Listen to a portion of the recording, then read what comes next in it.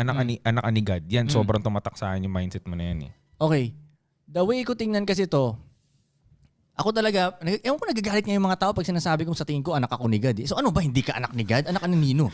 O pag sinabi mong, hindi ako anak ni God, so matutuwa na kayo nun? Oo, di ba? Para sa akin naman, lahat talaga tayo anak ni God. Ginawa na tayong mga lalaki, lahat tayo anak ni God. Hindi lang lahat nagpapaka-anak ni God. Yun nga, kaya nga siya may paborito eh. Yung mga paborito niya, yun yung mga umaasa talagang anak niya.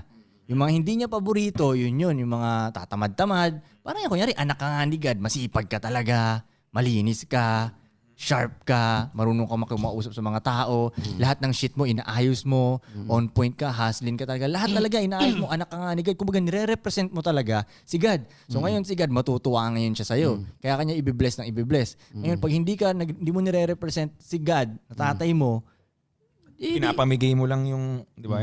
Pinapamigay mo lang lagi yung... pati yung